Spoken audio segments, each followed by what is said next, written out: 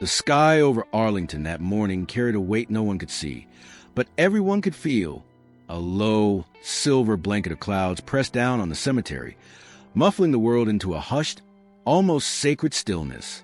It wasn't the kind of overcast that promised rain. It was heavier than that, thicker, like the air itself was grieving.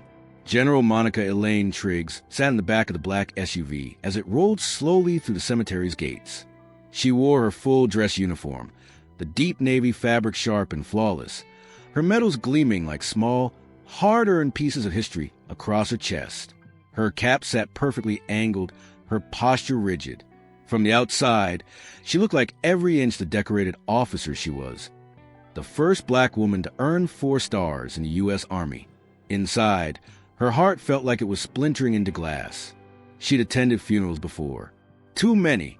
She'd folded flags for parents, spouses, siblings, stood in the rain while taps echoed over headstones, and kept her voice steady while delivering eulogies for soldiers she'd led into battle. But this was her son, Staff Sergeant Isaiah Trigg, 29 years old, killed by an IED during a routine patrol in Kandahar. Monica had read his last letter the night before, still creased from being handled too much, where he'd written, "If something happens to me, promise me you'll stand proud, Ma. You've been my hero since I was little." She kept that promise in her uniform today. Beside her in the SUV sat her sister, Vivian, and on her other side, Isaiah's godfather, Command Sergeant Major Delroy Hunt, a man who'd once carried Monica through enemy fire in Mosul when she'd been hit with shrapnel. He wasn't just family by choice. He was a brother in every way that mattered. As the SUV approached Section 60, the reserve ground for America's newest war dead, Monica could already see the honor guard in formation. A military band stood off to the side, instrument in hand, waiting for the signal to play. Rows of service members stood like statues, rifles pointed toward the ground. "Almost there," Delroy murmured, his deep voice calm but tight. Monica's eyes stayed locked on the casket in the hearse ahead. Her son's coffin was draped in the American flag, its red, white, and blue a sharp contrast against a dull gray day. "I don't know if I can walk that last stretch," Monica whispered, her voice flat. "You've done harder," Delroy said, though his own voice cracked. "But this one's going to hurt different." The SUV stopped. A funeral director in a black suit opened the door. Monica stepped out, her heels striking the pavement in crisp, deliberate clicks. Heads turned. Soldiers in the crowd saluted. Some whispered her name. She didn't notice them, at least not at first. She was focused on the casket, on making each step count. But then, movement caught her eye. Near the row of parked vehicles, a police cruiser sat idling, its engine rumbling low. Leaning against the driver's side door was a uniformed officer she didn't recognize. His mirrored sunglasses reflected the cemetery gates, even though the sun was nowhere to be found. Something about him made her stomach tighten. He wasn't part of the military police detail. She knew every officer assigned to inner perimeter security today, and this man wasn't one of them. As she drew closer to the casket, the officer straightened, his hand brushing over the holster at his hip. He scanned the crowd, then locked his gaze on her. "Ma'am," he barked suddenly, his voice sharp enough to slice through the funeral stillness. Monica stopped mid-step. She turned slightly, assuming he was talking to someone else. "You," he said louder, pointing directly at her. "Let me see some ID." A ripple of confusion moved through the mourners. Vivian frowned. Delroy's eyes narrowed. Monica kept her voice steady. "I'm General Monica Trigg. I'm here to bury my son." The officer stepped toward her, the heel of his boot grinding into the pavement. His right hand rested heavier on his holster now. "I didn't ask for your life story. Show me ID. Now!" The funeral director looked around, unsure of what to do. A few soldiers in the honor guard exchanged tense glances. "You're making a mistake," Monica said evenly, her hands still visible at her sides. "This is my family. That is my son's funeral." "Stop right there." The officer snapped, and this time, the metallic sound of his thumb undoing the strap on his holster made several people gasp. The air changed. Something terrible had just entered the sacred space. The officer's name was Brent Delaney, a man whose face looked carved from permanent suspicion, whose jaw stayed locked like he was chewing on a grudge. No one here knew his name yet, but they would. Delaney's mirrored shades reflected Monica's full-dress uniform like she was just another shape in the crowd. Not the highest-ranking black woman in the U.S. Army, not a grieving mother. "Sir," Delroy began, stepping forward with control authority. "You need to holster your weapon. That's General Trigg's." "Back off," Delaney barked, his voice cracking through the still air. His hand yanked the pistol free in one motion, muzzle swinging toward Monica's chest. Gasps erupted. A child screamed. Vivian's hand flew to her mouth. The band stopped playing before it could even start. The honor guard froze in their positions, unsure whether moving forward would calm the storm or make it worse. Monica didn't flinch. 30-plus years of training wouldn't let her. She slowly raised both hands, her voice low and steady. "I'm unarmed. I'm in uniform. I'm here to bury my son. I don't care what costume you're wearing." Delaney spat. "You don't move until I say so. On the ground, hands on your head." The crowd started murmuring. Someone's phone was already out, recording. 2 women in army fatigues near the back lifted theirs as well.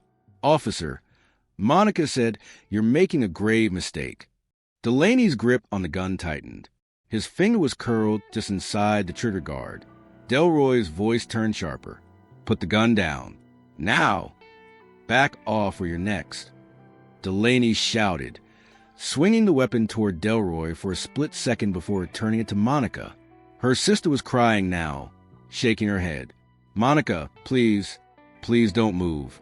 Every instinct in Monica's body screamed at her to take control of the situation, to disarm him, to protect the people around her. But she also knew that one wrong move could mean someone else would end up bleeding in front of her son's casket. So she stayed still, not out of fear for herself, but out of refusal to let this become a massacre. From somewhere down the path, footsteps thundered toward them. "Delaney, holster your weapon." It was Lieutenant Serena Keogh, assigned to manage the outer gate. She'd been redirecting traffic when she saw the scene. A uniformed general with her hands in the air, a cop with a drawn gun. She sprinted the last 20 yards. "I said holster it. That's General Trigg's." Delaney didn't move. His jaw clenched tighter.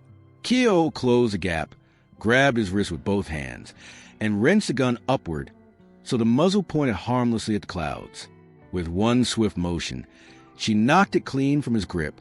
The pistol clattered against the pavement, skidding under the fender of the nearest SUV. "What the hell is wrong with you?" Keogh shouted, forcing his arm behind his back. 2 military police officers rushed in to help, cuffing Delaney as he shouted something about suspicious behavior and not belonging here. Monica finally lowered her hands. Her muscles ached from holding them up. So long. The crowd was silent. The funeral had come to a complete, shattering halt. By the time Monica was ushered into a nearby tent for privacy, the cemetery was crawling with law enforcement, military brass, and reporters who had caught wind of an incident. She sat stiff in a folding chair, her cap still on, her hands trembling slightly as she tried to process what had just happened. Delroy stood guard at her side. Vivian knelt in front of her, wiping tears she didn't remember crying. Outside the tent, Sergeant Knowles, one of Monica's former subordinates, was arguing with Arlington PD brass.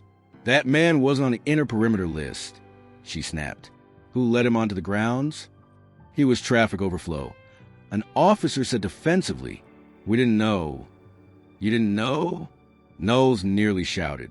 "You just let a loose cannon pull a gun on a 4-star general at her own son's funeral?" Phones had caught it all. By the end of the day, one shaky video from a teenager standing 50 feet away had over 2 million views online. Monica hadn't spoken publicly yet, but her silence didn't matter. The footage did the talking, and the country listened. By nightfall, the hashtag started.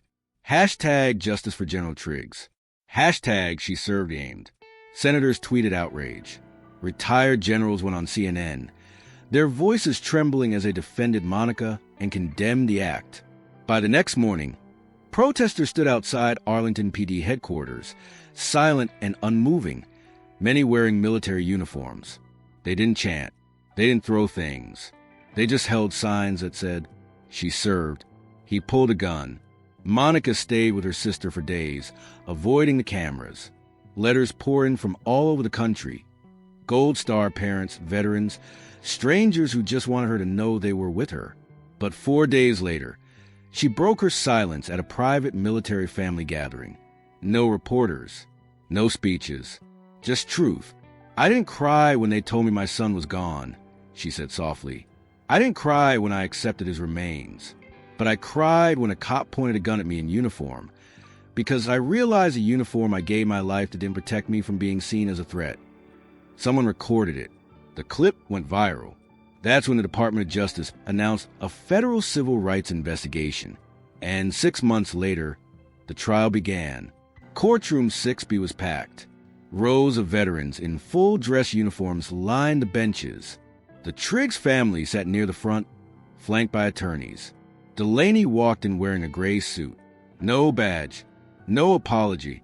The prosecution didn't waste time. They played the video for the jury.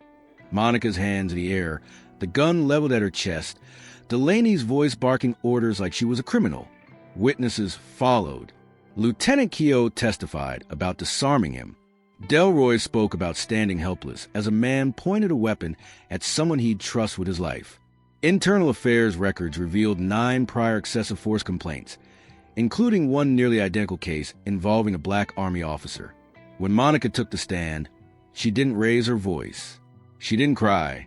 "I'm not here for revenge," she told the jury. "I'm here so no other soldier's mother kneels in fear at her own child's funeral. Respect shouldn't depend on the color of your skin." The jury deliberated for just 4 hours.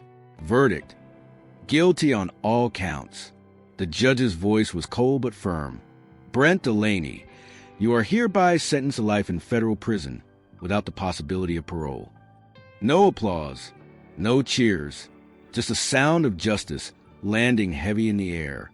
Outside the courthouse, reporters swarmed Monica. She paused at the top of the steps, looking out over the crowd. "This isn't just my story," she said. "This is America's mirror. And it's time we stop pretending we don't recognize the reflection." Weeks later, she visited Isaiah's grave alone. No cameras, no speeches, just a folding chair and one sunflower, his favorite. She pressed her palm to the headstone. "I did what I had to do, son." Then she stood, not because the pain was gone, but because that's what strength does.